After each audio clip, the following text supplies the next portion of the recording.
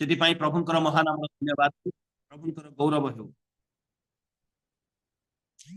सर्वप्रथम प्रभु परमेश्वर को धन्यवाद दिए कारण से आम जीवित मान मध्य रखी अच्छा सुजोग उपर सुजोग दौरान निकटवर्ती होगापी पथरे चलवाई से प्रभुंकर गौरव हो प्रभुंकर प्रशंसा हो तत्संगे संगे आज चालक महाशय एवं सेरंग भेटघाट प्रत्येक कार्यकारी मानक मु आंतरिक धन्यवाद जनाए मत आह्वान कर आसुआ माने वाक्य निकटवर्ती हेबा आमने मध्य अनेक आज क्रिसमस पर्व पालन करने प्रस्तुत विभिन्न मंडली मानक केरल प्रोग्राम प्राय शेष है आरंभ ही शेष है अनेक परिवार मध्य क्रय विक्रय विभिन्न से आयोजन ए समस्त विषय चली आसी आमने समस्त देखुचु व्यस्त 20 तारीख पर आउ कार देखा मिलना नहीं कारण आउ समस्त अधिक व्यस्त हो तेरे से पूर्वर आमने निजक समीक्षा कर आवश्यकता रही अछि जे मु कि प्रकार भाव क्रिसमस पर्व पालन करी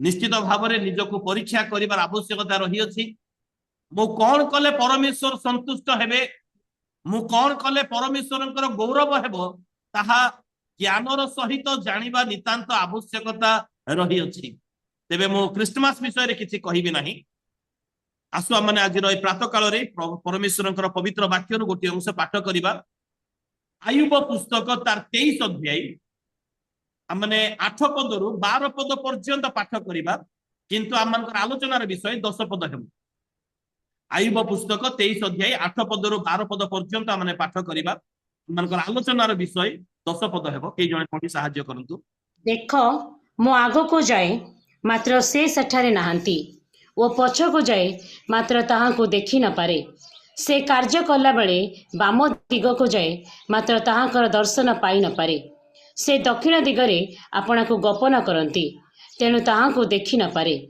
मात्र मु जो पथ अवलंबन करे से ताहा जानती से मोहर परीक्षा कला उतारे मु सुवर्ण परी उत्तीर्ण हेबी मोहर पाद ताहांकर पद चिन्ह दृढ़ रूपे धरी अछि मु ताहांक पद पथ रक्षा करिअछि ओ विपथगामी होई नाही मु ताहांक अष्टाधर निर्गत आज्ञारु विमुख होई नाही मु आपणा आवश्यक आहार अपेक्षा अधिक ताहांक मुखर वाक्य संचय करिअछि। धन्यवाद प्रभु पठित अंश द्वारा हमको आशीर्वाद करंतु यार अंतराल रे थिबा समस्त आत्मिक शिक्षा पुणी सदा प्रभुंकर निर्देश सदा प्रभुंकर इच्छा आम मध्य प्रकाश करंतु आम पालन करने उर्दूर साहाय्य एवं शक्ति प्रदान करंतु आसु पदे प्रार्थना करिबा वाक्य रूपी परमेश्वर आमे तुम धन्यवाद करूछु तुमरी गौरव तुमरी प्रशंसा करूछु पिता प्रभु ए समय रे तुमे आमनको सुंदर वाक्य पठन करिबारे साहाय्य करियछो ताको अध्ययन करिबारे तुमे आमनको आशीर्वाद करो दया करो पिता तुमे आमनको ज्ञान दियो बुद्धि दियो जेपरि आमने बुझी पारिबा तुमे आमनको बुझेई दियो बोली निज निजको समर्पण करी महिमा गौरव संभ्रम अर्पण करी ए क्षुद्र निवेदन जीशुंक नाम रे मागिलु आमीन। आयुबंक विषय आमने समस्ते भल भाव जान अनेक विषय आमने आयुबंक विषय ही आलोचना करि थाउ जेतेबेले दुख कष्ट जंत्रणा समस्या आसी थाए आमने आयुबंकर उदाहरण ही अन्य मान को देई थाउ एवं अत्यधिक आयुबंकर उदाहरण ही आमने पाई थाउ मध्य आ अनेक प्रकार शिक्षा मध्य आमने पाई थाउ हेले आममानकर जीवन रे मध्य बेले बेले ए प्रकार भाबे कष्ट दुख जंत्रणा संकट आसी जे जीवन उपाय शून्य परि मने हेई थाए आउ कोनोसी बाट देखा जाऊ नाही ए प्रकार आयुबंक जीवन रे मध्य ताहा थिला आ से प्रकार परिस्थिति मध्य से गमन मध्य करी अछंती तेबे से कोन पई से दुख पाइले तांकर विश्वास दृढ़ एवं निरंतर थिला कि नाही एहा देखैबा पई परमेश्वर शैतान को अलाउ कले महापरीक्षा मध्य को आयुबंक देले एवं तांको से महापरीक्षा मध्य दे गमन करेले तेणु आयुब आपनार धन आपनार संतान संतति आपनार स्वास्थ्य आपनार परिवार आपनार बंधुवर्ग आपनार सुख आपनार समस्त विषय से हरैले से कष्ट पाइले किंतु एई शिक्षा मध्यरु आमे गोटे शिक्षा पाई पारुछु प्रकृत रे शिक्षा देबा पाई पाइथिबा कष्ट बा आसीथिबा जंत्रणा बा दुख एहा को दंड नुहे एहा दंड नुहे एहा गभीर विश्वास सृष्टि करि थाए यह गभीर विश्वास सृष्टि करिथाए कारण 10 पदर शेष अंश लेखा अछि जे मु सुवर्ण परि उत्तीर्ण हेबी केरे सुंदर विषय अटे जे एई परीक्षा मध्य दी मु गमन करू अछि ए कष्ट जंत्रणा मध्य दी मु गमन करू अछि किंतु शेष रे जेतेले मु पास हेबी ए परीक्षा मध्यरु मु सुवर्ण परि उत्तीर्ण हेबी आ माने प्रत्येक जेपरि शुद्ध सुवर्ण परि उत्तीर्ण हेउ एथिपाई परमेश्वर आमको से परीक्षा मध्य दे नियंती से कष्ट जंत्रणा को आमनकर जीवन में परमेश्वर एलाउ करंती बेले बेले अनेक लोग अभियोग करि थांती मो जीवन रे एते कष्ट काहिकी मो जीवन रे एते जंत्रणा काहिकी प्रभु मोर प्रार्थना सुनु नाहंती की ए प्रकार परिस्थिति मध्य रे आयुबंकर स्त्री मध्य जाको हाथ धरी विवाह करथिले आयुबंकर स्त्री मध्य तांको एक कटु कथा कहि भर्सना करि देई परित्याग करि छाडी चली गल परिस्थिति ताको केउ पथ को नहीं जाउथिला ताहा केई बुझी पारु नथिले आयुब मध्य निश्चय बुझी पारु नथिले तांकर बंधु माने तांको जो सांत्वना देबा पई जो बंधु माने आसीथिले से माने मधु तांको बुझी पारु नथिले से बंधु माने सांत्वना देबा नाम रे आसीले किंतु से माने सांत्वना देबा नाम रे से कटु कथा कहिले से माने कटु कथा कहिले से माने कठोर कथा कहि से माने प्राय प्रमाण करबा पई चाहिए जे आयुब तुमे निश्चित भाव रे किछि ना किछि अधार्मिकतार कार्य करियछ सेति पई तुम जीवन परिस्थिति ए प्रकार परिवर्तन हैला तथापि आजिर शास्त्रांश 10 पद आयुब से गुरुत्वपूर्ण कथा प्रकाश करूछंती मात्र मु जेउ पथरे अवलंबन करे मात्र ए कष्ट दुख जंत्रणार परिस्थिति रे ए कष्ट दुख जंत्रणा निंदा अपमान निसंगता ए समस्त विषय मते जेउ पथरे नहीं जाउ अछि मते जेउ पथरे नै ताहा से जानंती तांको थार कोनोसी विषय अगोचर नुहे से समस्त विषय जानंती मु जेउ मोर समस्त पथ से जानंती एहा बड़ साहसर सहित से कहू अछंती एहा प्रकाश करिबा गोटे विश्वासी रो निमंते बड़ साहसर विषय अटे एहा प्रकाश करिबा साधारण विषय नुहे अनेक लोग कहते परमेश्वर दृष्टि मो प्रति नाही मु एते गिरजा गली बाइबल पढ़ली प्रार्थना कली प्रभु भोज खाली दान देली किबा आ उपवास कली किंतु प्रभु मोर प्रार्थना सुनु नांती अनेक लोग निराश मध्य रे परमेश्वर को अभियोग करि दियंती किंतु आयुबंकर एई उक्तिटा बड़ साहस से प्रकाश करूछि आमन बड़ उत्साहित प्रदान करूछंती से मु जेउ पथरे गमन करूछि से जानंती मु जो पथ अवलंबन करी अछि से जानंती से पथ मोर सदा प्रभु जानंती अवश्य से अल्प समय पाई से पथरे दुख रही अछि अवश्य अल्प समय पाई से पथरे अभाव रही अछि अवश्य अकारण लोक माने शत्रु हो अछंती अकारण लोक माने निंदा करू अछंती असुस्थता आसी अछि निसंगता आसी जाई अछि जागतिक भाव रे कोनोसी सुख देखा जाउ नाही किंतु सदा प्रभु जानंती से पथ किंतु सदा प्रभु जानंती अवश्य एठारे आमनकर ओडिया बाइबल पथ लिखा जायछि हिंदी बाइबल रे मेरे चाल चलन बोली लिखा जायछि अर्थात मोर गति मोर स्वभाव मोर आचरण मोर व्यवहार मोर चाली चलन ए प्रकार विषय ताहा प्रकाश करे दुखर परिस्थिति मध्य रे ए प्रकार उक्ति प्रकाश करिबा एक बड़ साहसर विषय अटे कारण 90% लोक माने कहिबे परमेश्वर मते देखु नांती मोर प्रार्थना परमेश्वर पहुंची पारु नाही आ ए प्रकार परिस्थिति मध्य रे अन्य लोक माने कोन करंती किछि किछि लोक मान को पाखु चली जानती जो माने कि बड़ सुंदर फायदा उठांती प्रार्थनार बिक्री प्रार्थनार किणा बिका से माने करि दियंती आ बड़ सुंदर फायदा उठांती से माने सावधान हेबार आवश्यकता रही अछि आयुबंकर दुख जंत्रणा कष्ट मध्य रे कोनोसी भविष्यत पाखु से गले नाही किबा कोनोसी प्रार्थना बाबू का पाखु से गले नाही किबा कोनोसी लोक जे लेट प्रार्थना करूथिबो किबा जे प्रार्थना बिक्री करूथिबो तांको पाखकु से गले नाही मात्र से साहसर सहित से प्रकाश कले मोर पथ से जानंती मु जो पथरे गमन करू जानंती अवश्य 8 पदर आमने देखिबा को पारु छु 8 पदर आमने पाठ करियछु आयुबंको 8 पदरे आयुब परमेश्वर को खोजु अछंती किंतु पाउ नाहंती 9 पदरे आपना को से परमेश्वर आयुबंक थारु गोपन करू अछंती कारण मु बाम को गले से डाहाण को जाउचंती से डाहाण को गले मु बाम को पळे आसुची अर्थात 8 पद 9 पद पढिले ए प्रकार परिस्थिति लागू अछि परमेश्वर आयुबंक सहित लुचकाळे खेल खेलु अछंती से तांकर संधान पाउनाहांती से खोजी पाउनाहांती किंतु तांकर जणे इलिफस बोली जणे बंधु से 22 पदर माने 22 अध्याय 21 पदरे देखुचो आयुब को से कहते तुमे तांको सहित परिचित हो आयुब को जे कुक्रिया त्यागी जे भय करुथिले धार्मिक और भक्त थिले जे आपण संतान मान को बेल पवित्र करुथिले जे सदा प्रभुकर पथ को जाबुड़ी धरी अछि बोली दृढ़ भाव में धरी अछि बोली कहउछंती तांको कहउछन सदा प्रभु सहित परिचित हुओ लोक माने तो टिटकारी मारिबे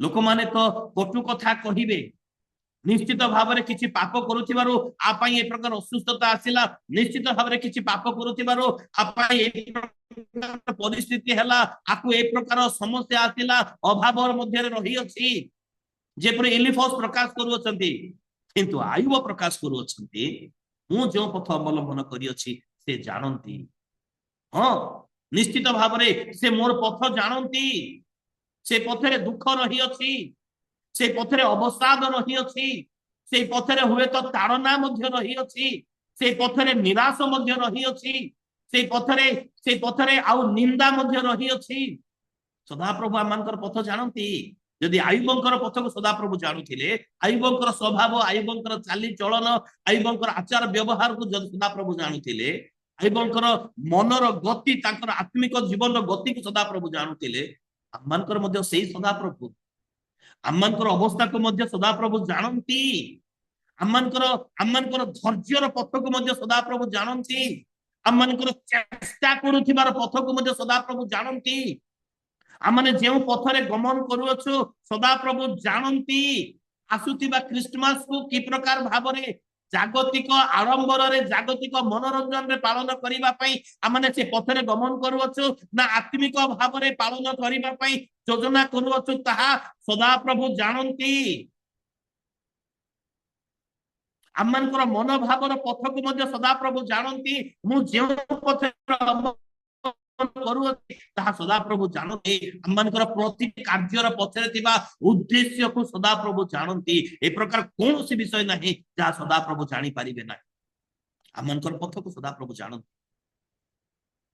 जेते बेले झिरिहो नगर प्राचीर को जियोसियो एवं ताकर दल से माने भूमिसात कले सदा प्रभु करथिले जियोसियो के माध्यम रे भूमिसात कले जियोसियो सेही स्थान रे गोटे अनाउंसमेंट गोटे घोषणा करथिले आजि ठारू केही जदि ए जिरिहो नगर रो कबाट सब किबा झरका सब स्थापन करे से आपण बड़ पुत्रंकर मृत्यु देखिबो किंतु अनेक वर्ष गला परे हिएल नामक जने व्यक्ति से जिरिहो नगर से कबाट सब स्थापन कले से नगर को स्थापन कले तांकर बड़ पुओ मृत्युवरण कले तापरे खिड़की सब जते बेले से स्थापन करूचंती तांकर सान पुओ मृत्युवरण कले परमेश्वरंकर कोन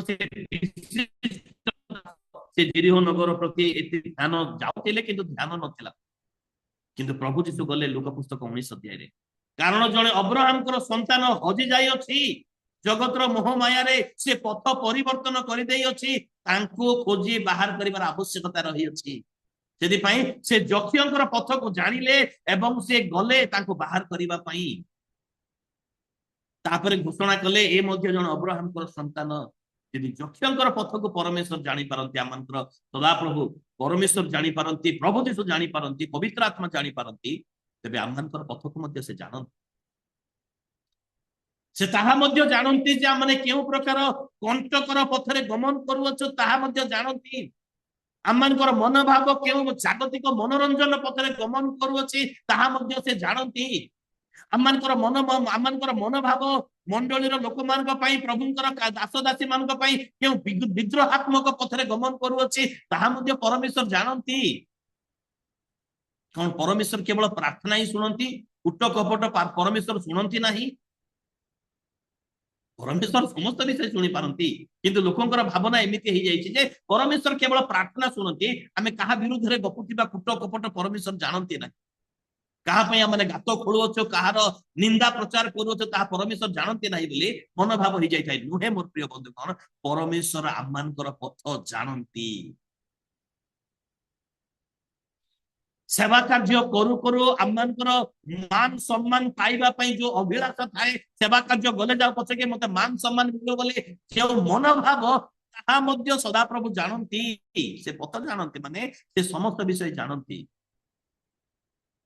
ଜଣେ ବ୍ୟକ୍ତି ସେ ମଣ୍ଡଳୀ ଲୋକମାନଙ୍କୁ ବିନାଶ କରିବା ପାଇଁ ରୋମିଓ ସରକାରଙ୍କ ଠାରୁ ସେ ଅଧିକାର ପାଇଥିଲେ, ଯୋଉମାନେ ଏହି ପଥରେ ଗମନ କରୁଅଛନ୍ତି, ପ୍ରାର୍ଥନାର ପଥରେ, ପ୍ରଭୁ ଯୀଶୁଙ୍କ ପଥରେ ଗମନ କରୁଅଛନ୍ତି, ସେମାନଙ୍କୁ ବାନ୍ଧି ଆଣି ଘୋଷାଣି ଆଣି କାରାଗାରରେ ନିକ୍ଷେପ କରିବାର ଅଧିକାର ପ୍ରାପ୍ତ।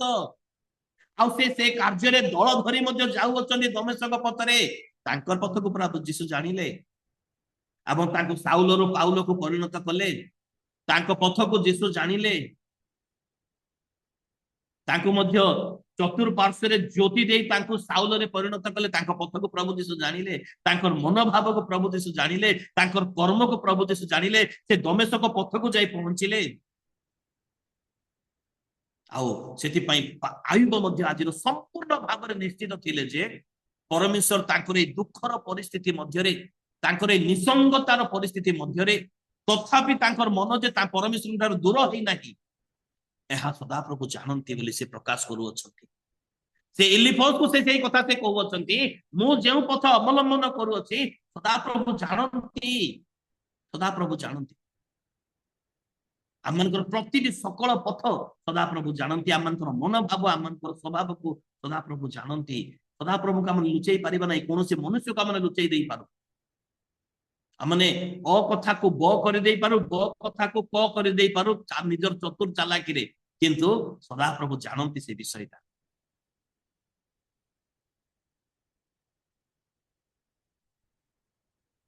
ଯାତ୍ରା ପୁସ୍ତକ ତାର 3 ଅଧ୍ୟାୟ ତାର 7 ପଦରେ ପରମେଶ୍ୱର ମୂଷାଙ୍କୁ କହିଲେ, ଆମ୍ଭର ଲୋକମାନଙ୍କର ଯନ୍ତ୍ରଣା ଆମେ ଜାଣିଅଛୁ, ଦେଖିଅଛୁ। ଆମର ଲୋକମାନଙ୍କର ଯନ୍ତ୍ରଣା 430 ବର୍ଷ ପରେ ସେ ବିଶ୍ୱାସୀ ମାନଙ୍କର ଯନ୍ତ୍ରଣା ଯଦି ଜାଣିପାରନ୍ତି, ଆଜି ମଧ୍ୟ ଆମମାନଙ୍କର ପରିବାର ଥିବା ଯନ୍ତ୍ରଣା, କଷ୍ଟ, ଅଭାବ, ଅସୁବିଧା ପରମେଶ୍ୱର ଜାଣନ୍ତି। ଆମମାନଙ୍କର ଅସୁସ୍ଥତାକୁ ମଧ୍ୟ ପରମେଶ୍ୱର ଜାଣନ୍ତି। ପରମେଶ୍ୱର ବିଶ୍ୱାସୀର ମନକୁ ଜାଣନ୍ତି, ମନ କେଉଁ ପଥକୁ ଯାଇଅଛି ତାହା ପରମେଶ୍ୱର ଜାଣନ୍ତି। କେବଳ ସେତିକି ନୁହେଁ, ଆମମାନଙ୍କର ଅଙ୍ଗ ପ୍ରତ୍ୟଙ୍ଗ, ଆଭ୍ୟନ୍ତରୀଣ ଅଙ୍ଗ ପ୍ରତ୍ୟଙ୍ଗକୁ ମଧ୍ୟ ପରମେଶ୍ୱର ଜାଣନ୍ତି। କାରଣ ତାହା ଗୋଟିଏ ହେଲେ ନିର୍ମାଣ ତିଆରି ନ ହଉ ଆମ ପୁସ୍ତକରେ ଲେଖି ଅଛି ବୋଲି ଲେଖାଯାଇଅଛି। ଗୀତ ସଂହିତା 139 14 16 ପଦ ପଢ। ଅଙ୍ଗ ପ୍ରତ୍ୟଙ୍ଗକୁ ପରମେଶ୍ୱର ଜାଣନ୍ତି। ଆୟୁବଙ୍କର ନିଶ୍ଚିତ ବିଶ୍ୱାସ ଯେ ସେ ମୋର ପଥକୁ ଜାଣନ୍ତି। ଆଉ এই ପଥ ବେଶୀ ସମୟ ନୁହେଁ, এই ପଥରେ ମହା ପରୀକ୍ଷା ରହିଛି, କଷ୍ଟ ରହିଅଛି, କାରଣ ପରମେଶ୍ୱରଙ୍କୁ ଜଣା ସେ ସମସ୍ତ ବିଷୟ। ରୋମିଓ ପୁସ୍ତକ 11 ଅଧ୍ୟାୟ ତାର 33 ପଦରେ ପରମେଶ୍ୱରଙ୍କର ଜ୍ଞାନ, ତାଙ୍କର ପରାକ୍ରମ କେଡ଼େ ଗଭୀର ଅଟେ। ଦାନିଏଲ ପୁସ୍ତକ 2 ଅଧ୍ୟାୟ ତାର 20 ପଦରେ ଜ୍ଞାନ ଓ ପରାକ୍ରମ, ସେ ସମସ୍ତ ବିଷୟ ତାହା ଗଭୀର। ପରମେଶ୍ୱର ସମସ୍ତ ବିଷୟ ଜାଣନ୍ତି ପରା, ସେ ସମସ୍ତ ବିଷୟ ଜାଣନ୍ତି। ସେ ଜ୍ଞାନରେ ପୃଥିବୀ ସ୍ଥାପନ କରିଅଛନ୍ତି, ସେ ବୁଦ୍ଧିରେ ଆକାଶ ମଣ୍ଡଳକୁ ସୁସ୍ଥିର କରିଅଛନ୍ତି। ହିତୋପଦେଶ ପୁସ୍ତକ 3 ଅଧ୍ୟାୟ ତାର 19 ପଦରେ।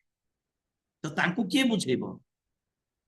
ସେ ଯଦି ସମସ୍ତ ବିଷୟ ଜାଣିପାରନ୍ତି, ତାହେଲେ କଣ ସେ ମୋର ଦୁଃଖ ଜାଣିବେ ନାହିଁ? ସେ ମୋର ଦୁଃଖ ମଧ୍ୟ ଜାଣନ୍ତି, ସେ ମୋର କଷ୍ଟ ମଧ୍ୟ ଜାଣନ୍ତି।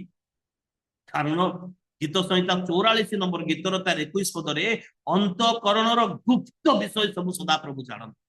ହାଲେଲୁୟା, ପ୍ରେଜ୍ ଦ ଲର୍ଡ। ଅନ୍ତଃକରଣର ଗୁପ୍ତ ବିଷୟ ସବୁ ସଦାପ୍ରଭୁ ଜାଣନ୍ତି। ସେ ମନର କଳ୍ପନା ସବୁ ଜାଣନ୍ତି। ଗୀତ ସଂହିତା 94 ଗୀତର 11 ପଦରେ ମନୁଷ୍ୟର ମନର କୁକଳ୍ପନା ସବୁ ଅସାର ବୋଲି ସଦାପ୍ରଭୁ ଜାଣନ୍ତି। ମନରେ ଯାହା ଚିନ୍ତା କରୁଅଛୁ ତାହା ମଧ୍ୟ କୌଣସି ମନୁଷ୍ୟ ହୁଏତ ଜାଣି ନ ପାରନ୍ତି, କିନ୍ତୁ ସଦାପ୍ରଭୁ ତାହା ଜାଣନ୍ତି। ସଦାପ୍ରଭୁ ଜାଣନ୍ତି। କାହିଁକି ଜାଣନ୍ତି? କାରଣ ଗୀତ ସଂହିତା 103 ଗୀତର 14 ପଦରେ ସେ ଆମମାନଙ୍କର ଗଠନ ଜାଣନ୍ତି। ସେ ଆମମାନଙ୍କର ଗଠନ ଜାଣନ୍ତି। ତ ସେଥିପାଇଁ ଆୟୁବ କହୁଛନ୍ତି, ମୁଁ ଯେଉଁ ପଥରେ ଗମନ କରୁଅଛି, ହେଇପାରେ ମୋ ବନ୍ଧୁମାନେ, ମୋ ସାଙ୍ଗମାନେ, ମୋ ନିଜର ଜ୍ଞାତି କୁଟୁମ୍ବ ମାନେ ମତେ ପରିତ୍ୟାଗ କରିଦେଲେ, ମୋର ସ୍ତ୍ରୀ ମତେ ଛାଡି ଦେଇ ଚାଲିଗଲା, କିନ୍ତୁ ତଥାପି ମୁଁ ଯେଉଁ ପଥ ଅବଲମ୍ବନ କରୁଅଛି ସଦାପ୍ରଭୁ ଜାଣନ୍ତି। ସେଇ ପଥ ସଦାପ୍ରଭୁ ଜାଣନ୍ତି। ଆଉ ଯେଉଁ କଷ୍ଟ ରହିଛି, କେଉଁ ଦୁଃଖ ରହିଛି ତାହା ମଧ୍ୟ ସଦାପ୍ରଭୁ ଜାଣନ୍ତି। ଆଉ ଏଇ ପରୀକ୍ଷାର ମୁଁ ଉତ୍ତୀର୍ଣ୍ଣ ହେବି। ଏଇ ପରୀକ୍ଷା ସେ ମୋର ପରୀକ୍ଷା କଲା ଉତ୍ତାରେ ମୁଁ ସୁବର୍ଣ୍ଣ ପରି ଉତ୍ତୀର୍ଣ୍ଣ ହେବି। ସେ ଜାଣି ଜାଣି ମଧ୍ୟ ନୀରବ ରହିଅଛନ୍ତି, କାରଣ ଆମମାନଙ୍କୁ ସୁବର୍ଣ୍ଣ ପରି କରିବାର ତାଙ୍କର ଯୋଜନା ରହିଅଛି। ଆମମାନଙ୍କୁ ସୁବର୍ଣ୍ଣ ପରି କରିବାର ତାଙ୍କର ଯୋଜନା ରହିଅଛି। ସେଥିପାଇଁ ସେ ନୀରବ ଅଛନ୍ତି, ସେ ଜାଣନ୍ତି। ଆୟୁବ ପୁସ୍ତକ ତାର 34 ଅଧ୍ୟାୟ 21 ପଦରେ ମନୁଷ୍ୟର ପଥ ଜାଣନ୍ତି, କାରଣ ମନୁଷ୍ୟର ମାର୍ଗ ପ୍ରତି ସଦାପ୍ରଭୁଙ୍କର ଦୃଷ୍ଟି ଅଛି, ସେ ତାହାର ଗତିକୁ ଦେଖନ୍ତି ଲେଖାଯାଇଅଛି। ସେ ତାର ଗତିକୁ ଦେଖନ୍ତି।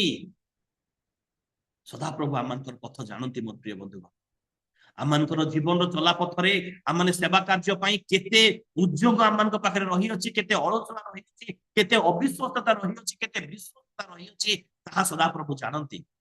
ସଦାପ୍ରଭୁଙ୍କର ଉପସ୍ଥିତିରେ ଆନନ୍ଦ ଉତ୍ସବ ପାଳନ କରୁ କରୁ ଆମମାନଙ୍କର ମନ କେତେ ଭ୍ରଷ୍ଟ ହେଇଯାଏ, ଆମମାନଙ୍କର ମନ ସଦାପ୍ରଭୁଙ୍କର ନିକଟବର୍ତ୍ତୀ ନା ସଦାପ୍ରଭୁଙ୍କର ଦୂରବର୍ତ୍ତୀ, ତାହା ସଦାପ୍ରଭୁ ଜାଣନ୍ତି।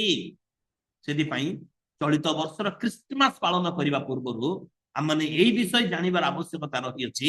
ସଦାପ୍ରଭୁ ମୋର ମନୋଭାବକୁ ଜାଣନ୍ତି, ମୋର ଅର୍ଥାତ୍ ମୋର ମନର ଗତିକୁ ସେ ଜାଣନ୍ତି। ମୁଁ କେଉଁ ପଥରେ ଗମନ କରୁଛି, କାରଣ ଗୀତ ରଚକ ଅତି ସୁନ୍ଦର ଭାବରେ କହିଲେ, ଗୀତ ସଂହିତା 139 1 ପଦରୁ 3 ପଦ ପର୍ଯ୍ୟନ୍ତ, ତୁମେ ମୋର ବସିବାର, ତୁମେ ମୋର ଭ୍ରମଣ ଗମନା କରୁଅଛ, ତୁମେ ମୋର ବସିବାର ଜାଣୁଅଛ, ମୋର ଉଠିବାର ଜାଣୁଅଛ, ମୋର ସଂକଳ୍ପ ଜାଣୁଅଛ, ତୁମେ ମୋର ଗମନ ଓ ମୋର ସକଳ ଗତି ଜାଣୁଅଛ। 139 ଗୀତର 1 ପଦରୁ 3 ପଦ ପର୍ଯ୍ୟନ୍ତ ସଦାପ୍ରଭୁ ଜାଣନ୍ତି। ଯେହେତୁ ମନୁଷ୍ୟର ସବୁ ଗତି ସଦାପ୍ରଭୁଙ୍କର ଦୃଷ୍ଟି ଗୋଚର ଅଟେ।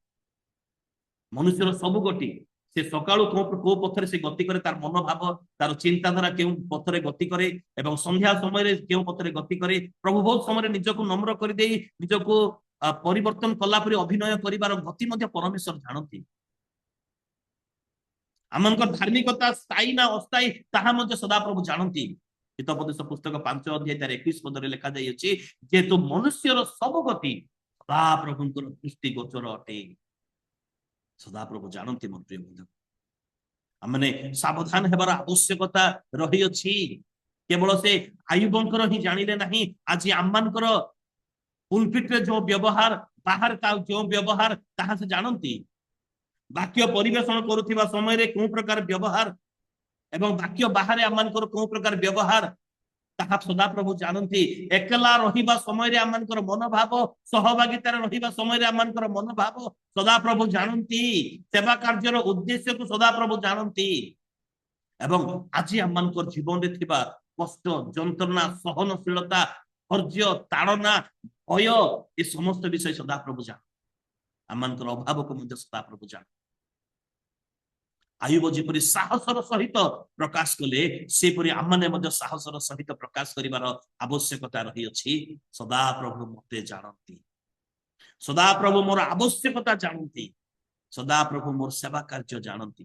ଏବେ ଏବେ ହୁଏତ ମତେ ପୁରସ୍କାର ନ ମିଳିଲା ପରି ମନେ ହେଉଅଛି, ଏବେ ହୁଏତ ତାଡ଼ନା ସମୟରେ ନିସଙ୍ଗ ପରି ମନେ ହେଉଅଛି, ଏବେ ହୁଏତ କିଛି ନିରୁତ୍ସାହ ବିଷୟ ଦେଖାଯାଉଛି ବା ନକାରାତ୍ମକ ପରିସ୍ଥିତି ମୋର ଚତୁଃପାର୍ଶ୍ୱରେ ଘେରି ରହିଲା ପରି ଜଣା ପଡୁଅଛି, ତାହା ସଦାପ୍ରଭୁ ଜାଣନ୍ତି।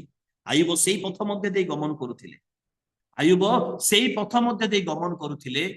ଆଉ ତାଙ୍କର କଷ୍ଟ, ତାଙ୍କର ଯନ୍ତ୍ରଣା, ତାଙ୍କର ସହନଶୀଳତା, ସେ ସହ୍ୟ କରିଥିବା ନିନ୍ଦା, କଷ୍ଟ, ଅପମାନ, ଶାରୀରିକ ପୀଡା ସେ ଗତି କରୁଛନ୍ତି, ତଥାପି ସେ କହୁଛନ୍ତି ଯେ ମେରେ ଚାଲ को वो जानते हैं, ମାନେ ମୋର ଚାଲିଚଳନ ସଦାପ୍ରଭୁ ଜାଣନ୍ତି, ମୋର ପଥ, ମୁଁ ଯୋଉ ପଥରେ ଗମନ କରୁଛି ସେ ଜାଣନ୍ତି। ସେ ତାପରେ ମୁଁ ସୁବର୍ଣ୍ଣ ପରି ଉତ୍ତୀର୍ଣ୍ଣ ହେବି,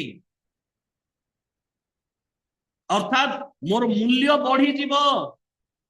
ମତେ ଲୋକମାନେ ଆଉ ସେ ପାଉଁଶ ଗଦାରେ ଦେଖିବେ ନାହିଁ, ମୋ ହାତରେ ଖପରା ଦେଖିବେ ନାହିଁ, ସୁବର୍ଣ୍ଣକୁ କେହି ପାଉଁଶ ଗଦାରେ ପକେଇ ଦିଏ ନାହିଁ,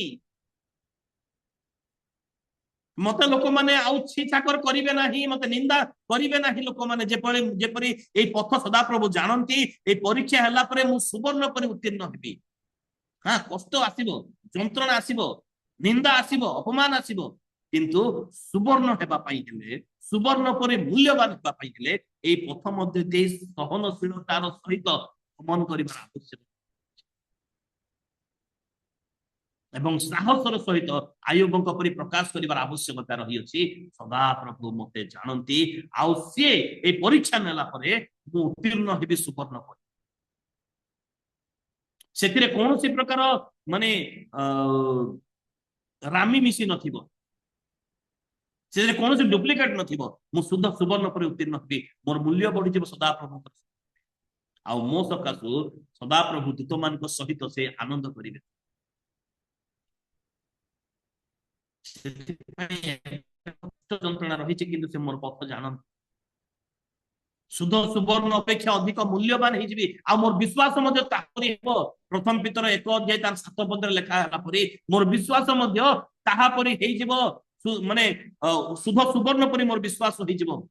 ବହୁମୂଲ୍ୟ ବିଶ୍ୱାସ ଯେପରି ମୁଁ ପ୍ରାପ୍ତ ହେବି, ସେଥିପାଇଁ ମତେ ଧୈର୍ଯ୍ୟର ସହିତ ଗମନ କରିବାର ଆବଶ୍ୟକତା ରହିଅଛି। ଆଉ ଏଇ ପଥ, ଯୋଉ ପଥ ସଦାପ୍ରଭୁ ଜାଣନ୍ତି, ଅବଶ୍ୟ କଷ୍ଟ ଯନ୍ତ୍ରଣା ରହିଅଛି। ଏଇ ପଥରେ ଗମନ କଲେ ବର୍ତ୍ତମାନ କଷ୍ଟ ଯନ୍ତ୍ରଣା ରହିଅଛି, କିନ୍ତୁ ପରେ ସମସ୍ତ ବିଷୟ ମଙ୍ଗଳ ହିଁ ମଙ୍ଗଳ ହେବ, ତାହା ମଧ୍ୟ ସଦାପ୍ରଭୁ ଜାଣନ୍ତି। ତାହା ମଧ୍ୟ ସଦାପ୍ରଭୁ ଜାଣନ୍ତି। କାରଣ ସଦାପ୍ରଭୁଙ୍କର ଗୋଟେ ବାକ୍ୟ ସଫଳ ହେବ। ଯିଶାଇ ଭବିଷ୍ୟତ ବକ୍ତାଙ୍କ ପୁସ୍ତକ ତାର 13 ଅଧ୍ୟାୟର 12 ପଦ, ଆମ୍ଭେ ଶୁଦ୍ଧ ସୁବର୍ଣ୍ଣ ଅପେକ୍ଷା ମନୁଷ୍ୟକୁ ଦୁର୍ଲଭ କରିବ। ସେ ଇଜିଲି ଆଭେଲେବଲ ହେବ ନାହିଁ, ତାକୁ ଦୁର୍ଲଭ କରିବା, ତାର ମୂଲ୍ୟ ବଢିଯିବ। ତାର ମୂଲ୍ୟ ବଢିଯିବ କେତେବେଳେ? ଯେତେବେଳେ ମୁଁ ଯନ୍ତ୍ରଣାର ପଥରେ ଗମନ କରିବି, ଆଉ ସଦାପ୍ରଭୁ ମୋର ଧୈର୍ଯ୍ୟ ଦେଖିବେ, ଆଉ ମୁଁ ଶୁଦ୍ଧ ସୁବର୍ଣ୍ଣ ପରି ଉତ୍ତୀର୍ଣ୍ଣ ହେବି। ଆଉ ମୁଁ ଏହା ହୁଏ ବୋଲି ସଦାପ୍ରଭୁ ଜାଣନ୍ତି, ସେଥିପାଇଁ ମତେ ଏ ପଥରେ ସେ ଗମନ କରୁଅଛି। ମୋ ପାଇଁ ଦୁଃଖକୁ ଏଲାଉ କରିଅଛନ୍ତି, ମୋ ପାଇଁ ଯନ୍ତ୍ରଣା ଏଲାଉ କରିଅଛନ୍ତି, ମୋ ପାଇଁ କଷ୍ଟକୁ ଏଲାଉ କରିଅଛନ୍ତି, ମୋ ପାଇଁ ସେ ନିନ୍ଦାକୁ ଏଲାଉ କରିଅଛନ୍ତି, ତାଡ଼ନାକୁ ଏଲାଉ କରିଅଛନ୍ତି। କିନ୍ତୁ ସଦାପ୍ରଭୁଙ୍କ ଦୃଷ୍ଟି ମୋ ଉପରେ ରହିଅଛି। ଆମ ପ୍ରତ୍ୟେକଙ୍କ ଉପରେ ସଦାପ୍ରଭୁଙ୍କ ଦୃଷ୍ଟି ରହିଅଛି, କିନ୍ତୁ ସେ ଅଳ୍ପ ସମୟ ପାଇଁ ଆମମାନଙ୍କୁ ଏ ଶୁଦ୍ଧ ସୁବର୍ଣ୍ଣ ପରି କରିବା ପାଇଁ ସେ ନୀରବ ଅଟନ୍ତି। ସଦାପ୍ରଭୁ ନୀରବ ଅଟନ୍ତି। ବେଳେ ବେଳେ ଆମମାନଙ୍କୁ ନିସଙ୍ଗ ମନେ ହୁଏ, କିନ୍ତୁ ସଦାପ୍ରଭୁ ନୀରବ ହେଇଥାନ୍ତି, କାରଣ ଆମମାନଙ୍କୁ ଶୁଦ୍ଧ ସୁବର୍ଣ୍ଣ ପରି କରିବା।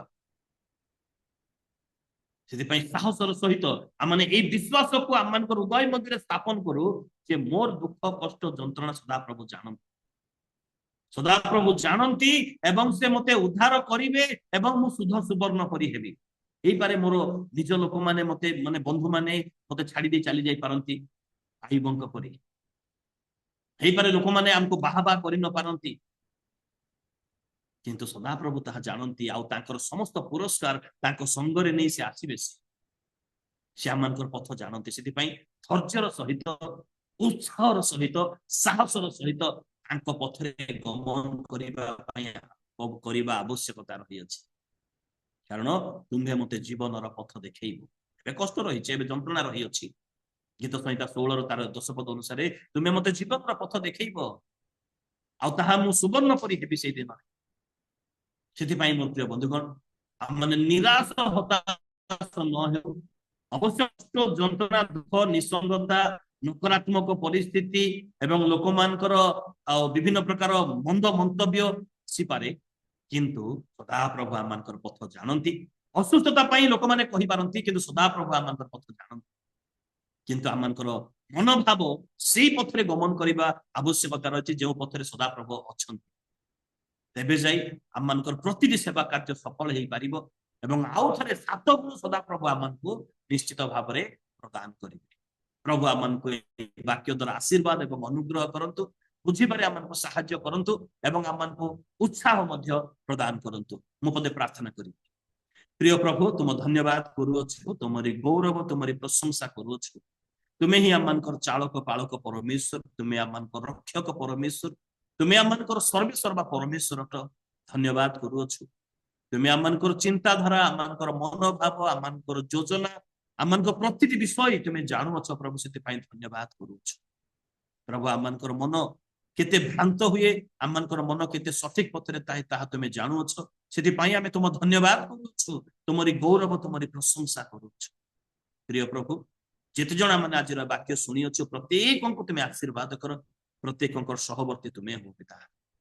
ଭେଟଘାଟରେ ଯୋଗ ଦେଉଥିବା ପ୍ରତ୍ୟେକଙ୍କୁ ତୁମେ ଆଶୀର୍ବାଦ କର, ସେମାନଙ୍କ ପରିବାର ମାନଙ୍କୁ ତୁମେ ଆଶୀର୍ବାଦ କର। ପରିଚାଳନା କରୁଥିବା এই ଗ୍ରୁପକୁ ପରିଚାଳନା କରୁଥିବା, ଯୋଜନା ମାନଙ୍କୁ ସଫଳ କରୁଥିବା ପ୍ରତ୍ୟେକ ତୁମ ଦାସ ଦାସୀ ମାନଙ୍କୁ ତୁମେ ବହୁଳ ଭାବରେ ଆଶୀର୍ବାଦ କରିବ।